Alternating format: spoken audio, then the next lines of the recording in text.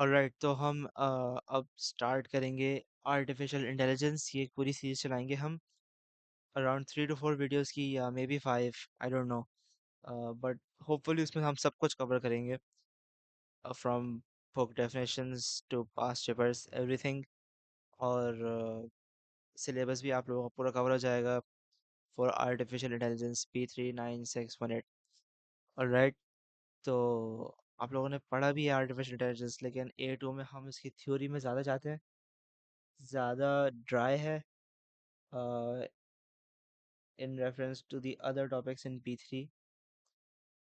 तो इसलिए हम इसको इन डिटेल देखेंगे, ताकि आप लोगों को सब कुछ समझ आ जाए, and you will be able to solve the past papers. सही है। Now let's move on to the definitions. Artificial intelligence, सबको ही पता है व्हाट इज आर्टिफिशियल इंटेलिजेंस, लेकिन हम इसकी थोड़ी डेफिनेशन को देख लेते हैं। Artificial intelligence is the study of machines performing tasks requiring human intelligence to be carried out।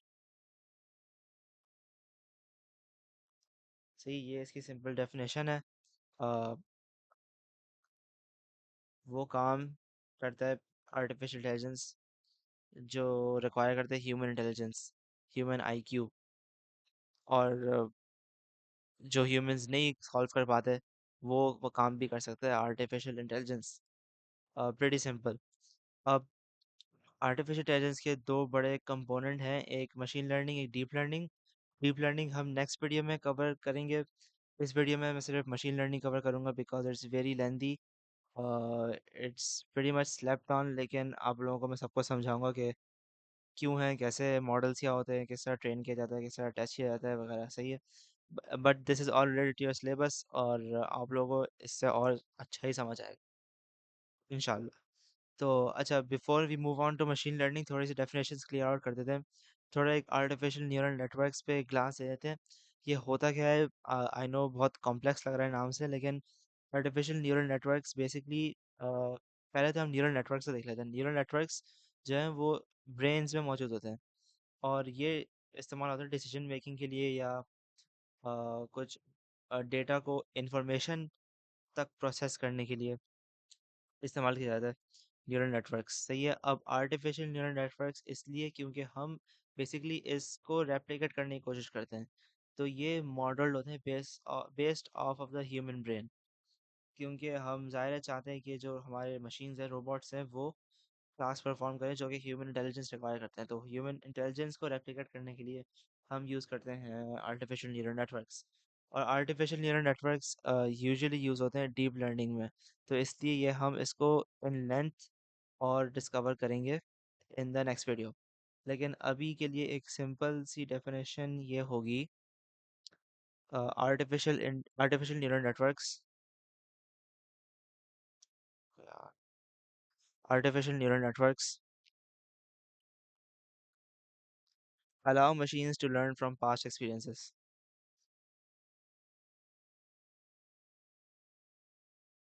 Experiences है।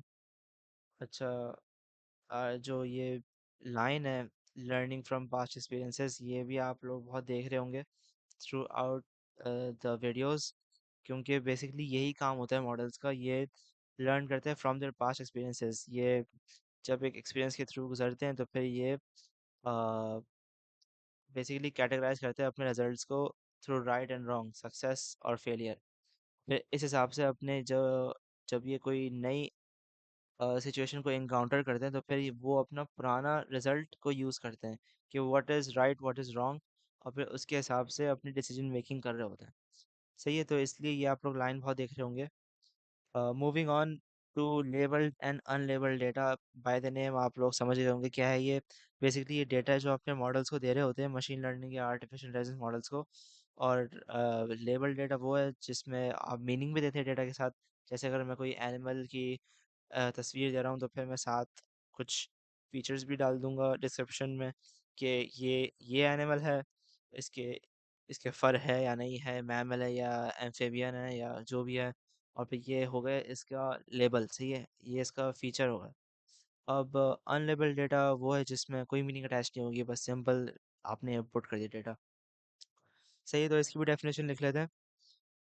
Label data is data to which meaning is attached. Unlabeled data is data to which no meaning is attached. तो ये unlabeled है। Alright. ओ ये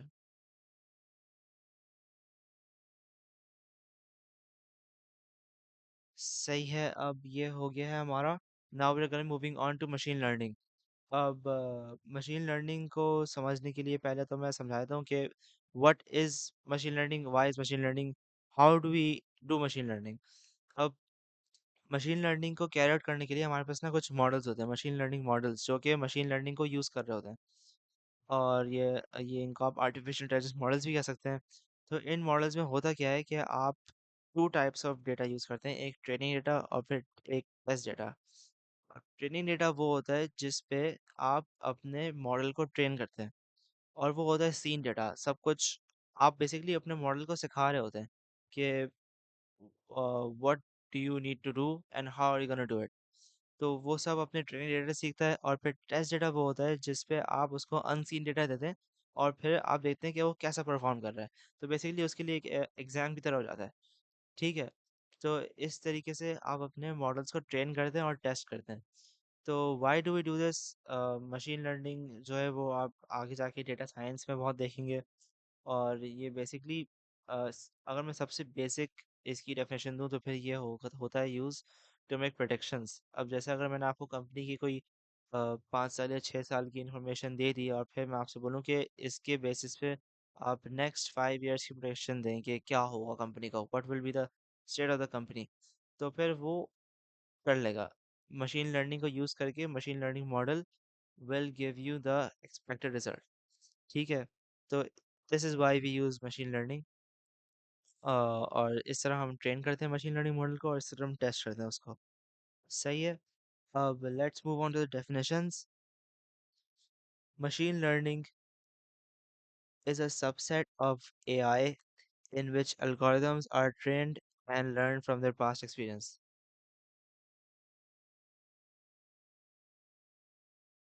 trend होगा ये। Alright, तो ये एक सिंपल सी डेफिनेशन थी मशीन लर्निंग की। अब हम जाएंगे towards the types of machine learning. अब इसके 3 टाइप्स है जो हमारे सिलेबस में है। एक तो सुपरवाइज लर्निंग, अनसुपरवाइज लर्निंग और फिर reinforcement learning. Supervised bye the name बहुत आसानी से आप फिगर आउट कर सकते हैं क्या है ये। बेसिकली हम लेबल डेटा दे रहे होते हैं। लेबल डेटा क्या था? Data to which meaning is attached. मतलब हम डेटा के साथ उसके फीचर्स भी दे रहे होते हैं। या तो आप इसको इस तरह समझ सकते हैं कि जो हम इनपुट डेटा दे रहे होते हैं एक मॉडल को, उसके साथ हम उसका एक्सपेक्टेड आउटपुट भी दे देते हैं, ताकि वो फिगर आउट कर सके कि व्हाट इज़ व्हाट, और उसके लिए बहुत आसान हो जाता है। ठीक है। तो इस तरह आप बहुत आसानी से इसको ट्रेन कर सकते हैं अपने मॉडल को। और फिर अनसुपरवाइज्ड में हम नहीं देते डेटा, सॉरी, हम एक्सपेक्टेड आउटपुट नहीं देते। सही है। तो वो बेसिकली खुद ही फिगर आउट कर रहा होता है थ्रू पैटर्न्स, और फिर हम बताते हैं कि ये सही कर रहे हो या गलत कर रहे हो, तो फिर उसके हिसाब से वो सीखता रहता है और फिर करता रहता है। और फिर रीइंफोर्समेंट लर्निंग क्या है? वो यूज़ करता है ट्रायल एंड एरर।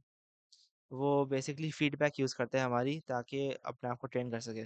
तो ये मतलब सिंपल टू कॉम्प्लेक्स जा रहा है हमारा, basically from supervise to reinforcement learning. तो ये है बेसिकली वेरी सिंपल डेफिनेशंस। इसको ज़रा हम लिखते हैं। Supervise learning, using tasks with given outcomes to enable a computer program to improve its performance in accomplishing similar tasks.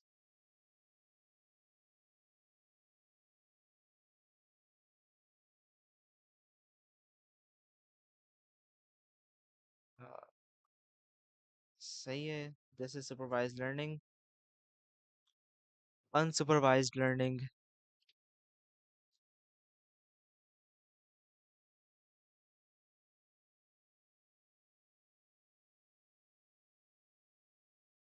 using large number of tasks with unknown outcomes to enable a computer program to improve its performance in accomplishing similar tasks.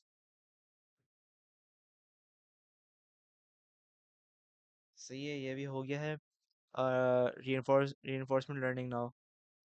Reinforcement learning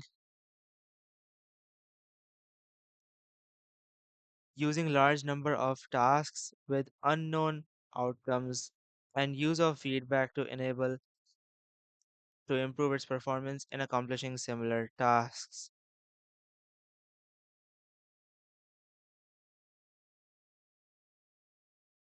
Alright, so we're done with the definitions.